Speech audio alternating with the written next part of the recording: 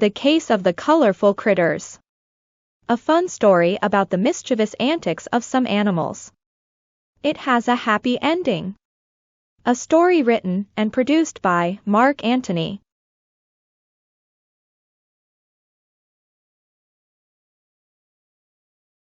A gang of foxes met with a gang of raccoons in the forest.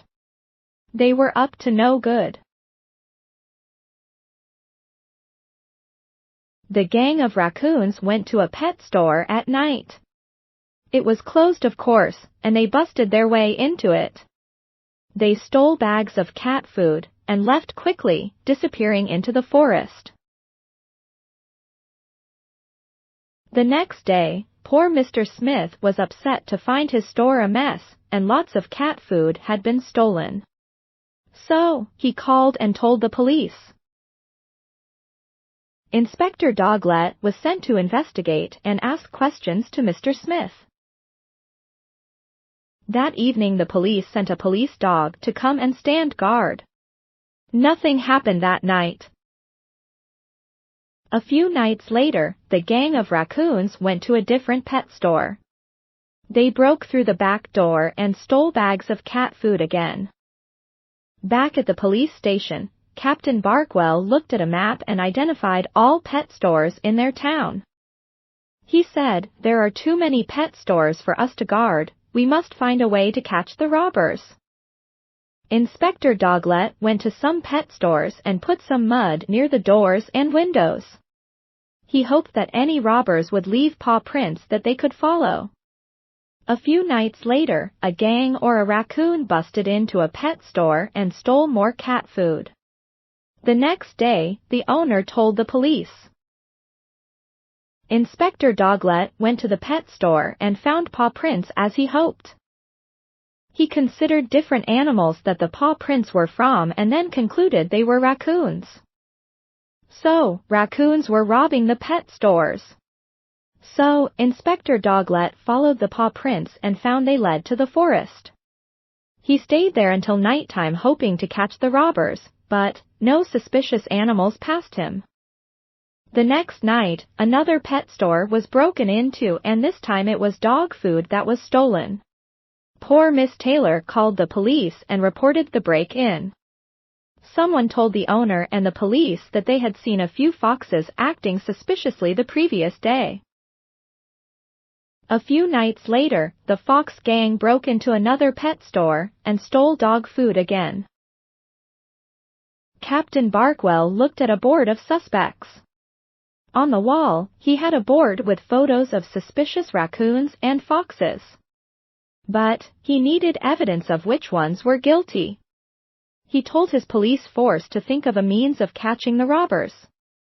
Inspector Doglet got thinking. He had a plan and added food coloring to batches of cat food and dog food in various pet food stores. Meanwhile, the gangs of raccoons and foxes met to plan which gang would rob which pet food store and when. They were a mischievous group of critters. The gangs continued their break-ins and theft. They got away with bags of food and stored them in the forest away from the police. The raccoons were very happy with their successful raids and stockpiling food. The raccoons and foxes started to work together and raid some pet food stores together. When the gangs brought their bags of food back to the forest, the raccoons would take the cat food, and the foxes would take the dog food. The foxes opened some of their bags and munched on some tasty dog food. It tasted great, but they noticed they were getting different colors on their faces, fur, and paws. The raccoons opened some of their bags and munched on some tasty cat food. It also tasted great, but they noticed they too were getting different colors on their faces, their fur, and their paws. Yikes! A raccoon started grinning and laughing at his friends as they had bright colors on their faces and fur. Captain Barkwell put his team together. He exclaimed, "This is Operation Ambush. We are going to send teams into the forest and we'll catch the robbers. By now, they should have food coloring all over them. We should easily be able to see who they are. Captain Barkwell had his team set up. They knew their roles and were ready to catch and arrest the robbers. Inspector Doglet heard a rustle in the trees. He ran over towards the noise, sniffing the air and peeling his eyes. He ran quickly to follow the noise. He heard scurrying and chatter. He exclaimed, "You are under arrest. You have evidence all over you. We have been tracking you for a few weeks." Randy Raccoon stood still. He was shocked and terrified. He knew he had been caught, and running would not be wise. However, some of the gang members made a run for it. They tried to run away, but other police crew were all around. Police raccoons were also stationed around the area to catch them. All the foxes and raccoons that had food coloring on them were rounded up and put under arrest.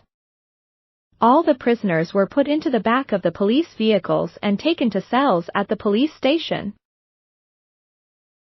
A few days later, the raccoons were put back into a police vehicle and driven to the court for trial. There was no way they could get away. They were kept behind bars. The foxes were driven in another police van and attended court trial. They also looked unhappy. They knew they were guilty and would be ashamed in front of local animals. The judge was Judge Jenkins. He was a very experienced and respected raccoon judge, who was known to be firm but fair.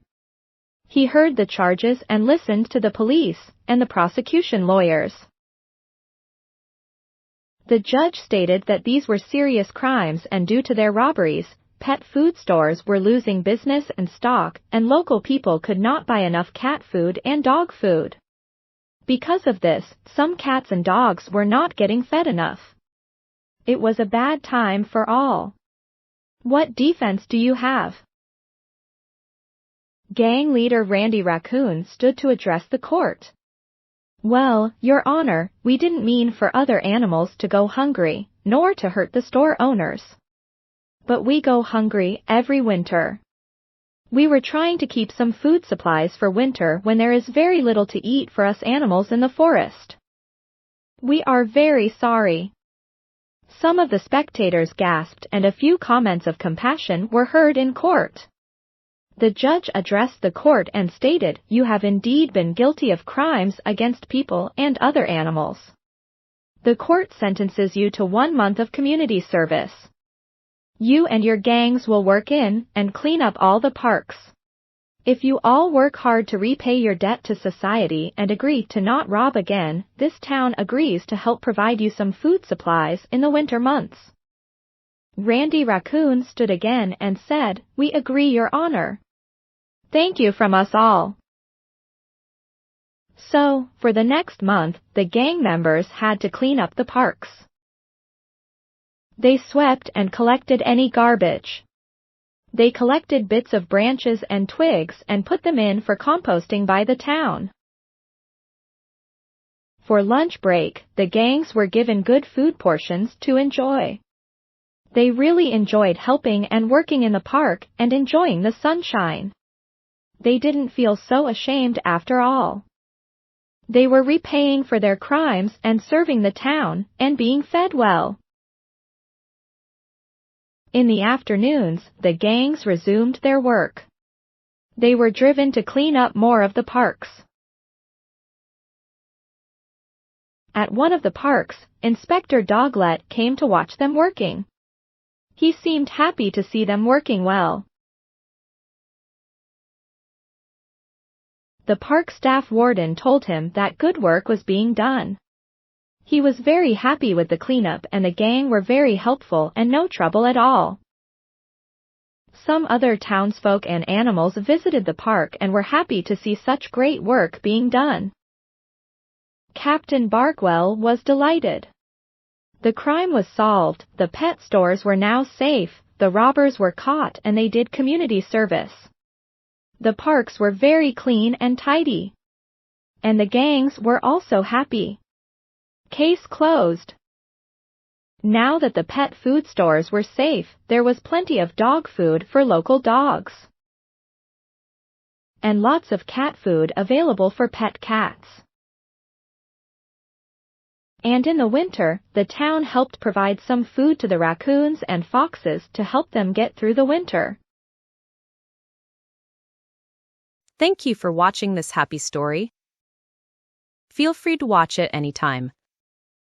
In the whispering pines of the forest glade, a fox and a raccoon formed a daring brigade. Under moonlight they tiptoed past the pet shop door, ready to sneak out with treats galore.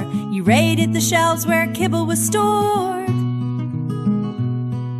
snatch cans of cat food and every dog's reward. Inspector Doglet arrived, the curious plan, spread muddy clues where the robbers ran. Paw prints in mud led him through the night, he traced every track by lantern light.